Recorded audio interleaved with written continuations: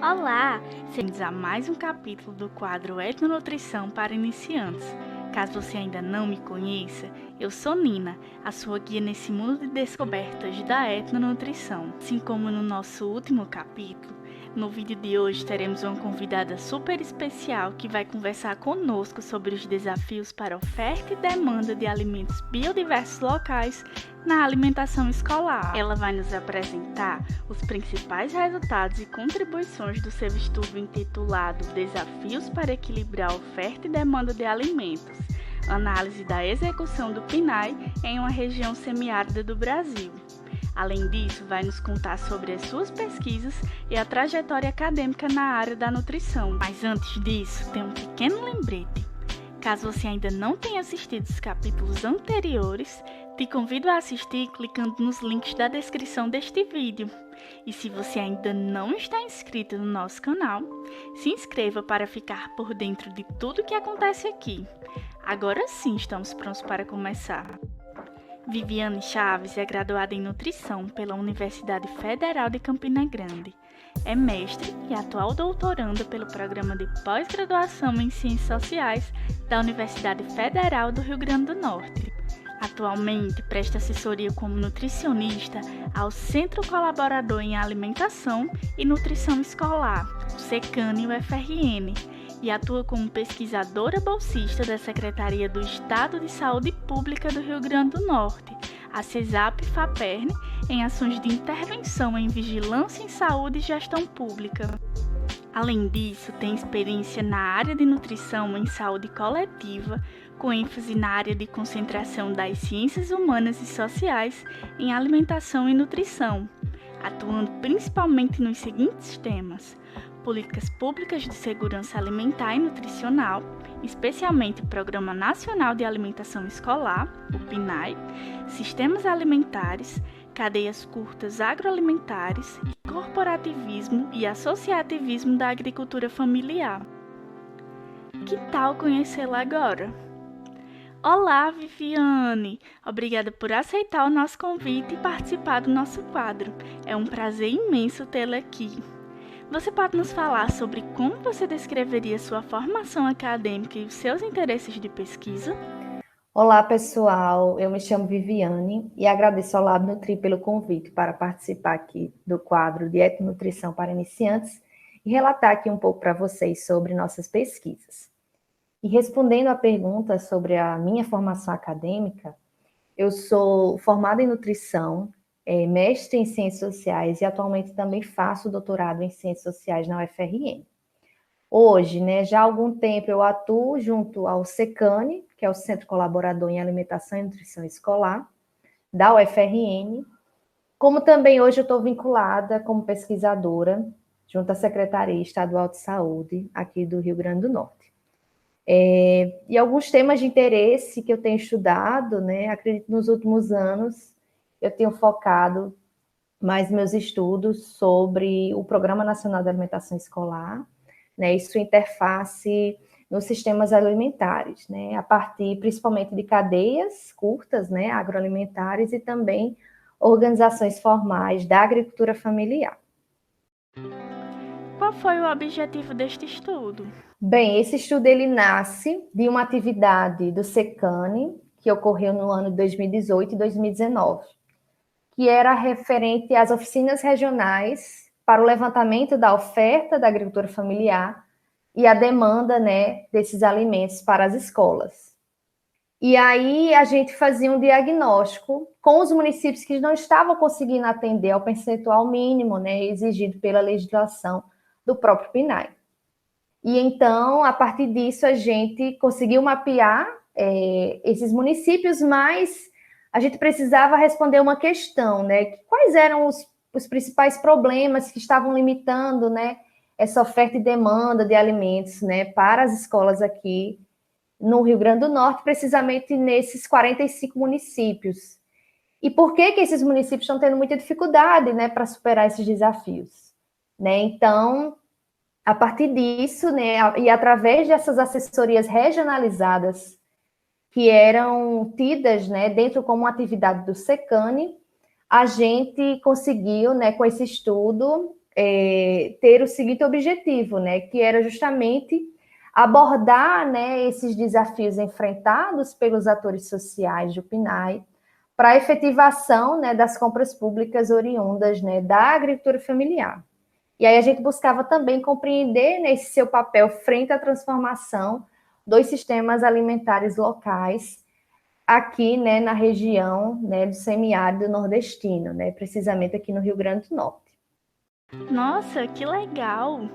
E quais são os principais resultados? Bem, sobre os principais resultados desse estudo, eu vou destacar 3 deles, né? E o primeiro é sobre o percentual de compra de produtos da agricultura familiar para o PNAE.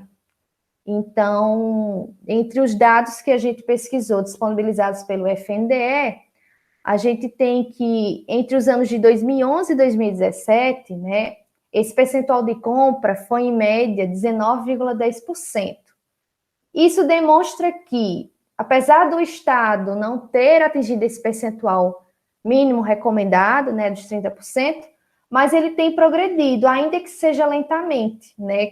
E aí tocando, né, suas compras nesse segmento, né, voltado para o PNAE. Bem, o segundo resultado que a gente encontrou era justamente para entender por que da pouca efetividade dessas compras da agricultura familiar para o PNAE.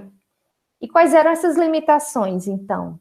Então, identificamos, né, e fizemos um quadro de síntese de problemas, né, categorizado entre problemas da oferta e problemas da demanda, né, aqui da situação do Rio Grande do Norte.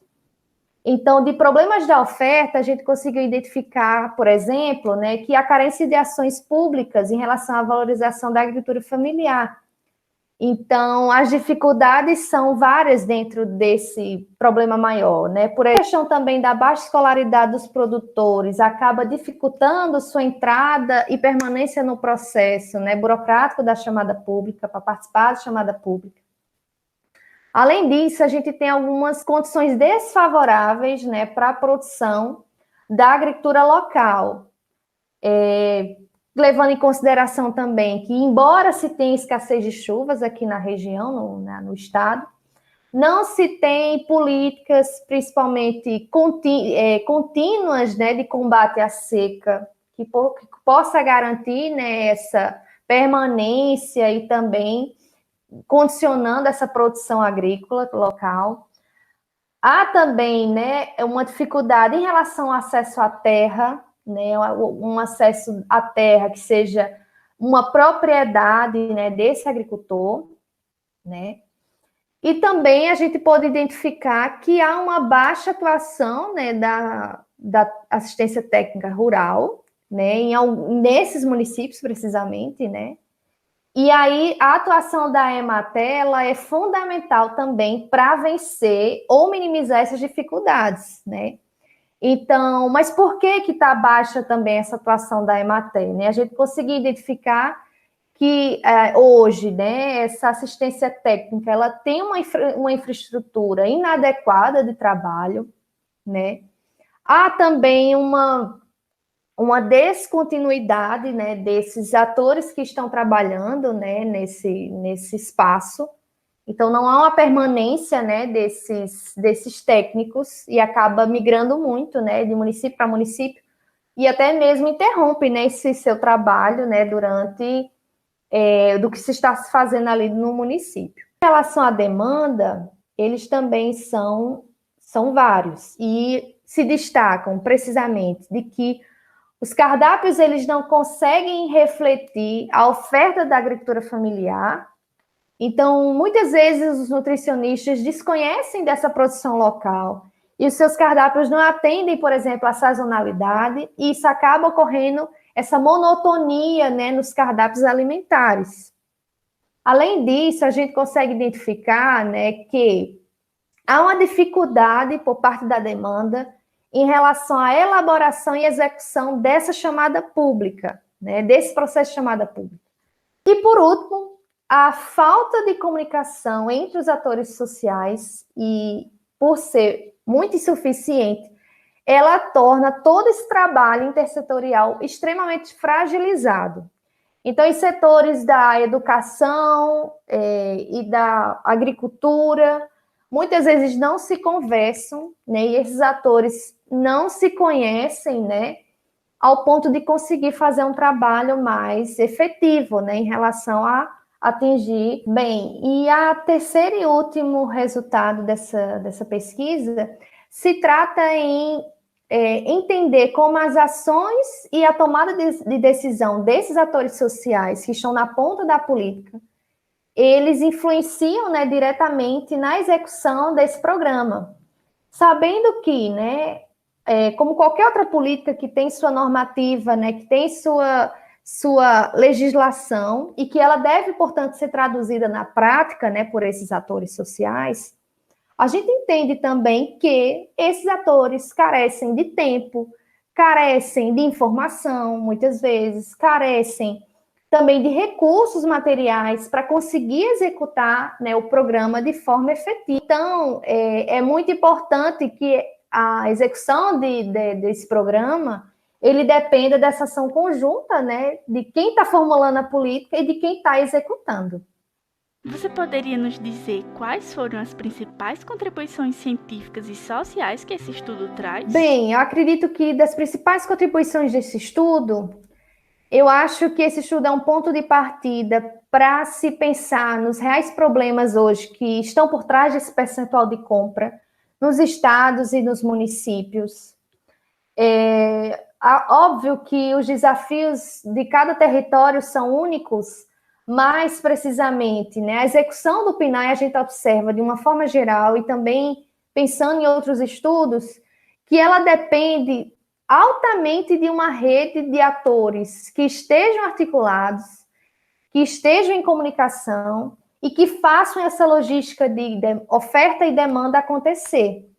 Então, esses problemas, né, eles refletem a realidade, né, e um retrato hoje da atual situação no Rio Grande do Norte, que dificultou ainda mais de um cenário de pandemia, né, obviamente, mas que é importante para que os próximos estudos eles consigam propor e pensar nesses principais gargalos que atingem essa logística do programa, né, e pensando que podemos traçar, né, e pensar em estratégias de curto, médio e longo prazo para que essa política ela seja de fato efetiva, né, considerando todos os seus objetivos, que um deles é o próprio desenvolvimento sustentável, né, a partir das compras públicas de agricultura familiar. Em relação também à contribuição para o Estado, o SECANI fez um papel de devolver aos municípios, né, relatórios técnicos, trazendo esse retrato da situação, né, da agricultura familiar, da compra da agricultura familiar para os municípios e, consequentemente, né, trazendo para que eles, a partir desse cenário, a partir dessas informações, consigam, então, se planejar, né, para, então, tentar minimizar ou reverter nesse quadro em relação à agricultura familiar. Viviane, muito obrigada por participar desse momento. Seu trabalho é incrível e nos faz refletir sobre a necessidade de se construir sistemas alimentares sustentáveis e que tenham como base a agricultura familiar. Bem, pessoal, o vídeo de hoje está chegando ao fim e as nossas atividades do semestre letivo também. As atividades do Lab Nutri e da minha universidade, a UFRN, entrarão em recesso a partir de hoje. Então eu vou aproveitar esse tempo para descansar e preparar muitas coisas legais para o nosso retorno. Antes de me despedir, quero saber o que vocês gostariam de ver e aprender aqui no nosso canal. Se você tiver alguma dúvida ou alguma sugestão, deixe aqui nos comentários. Vamos pensar em tudo com muito carinho. Nos vemos no mês de junho. Até lá!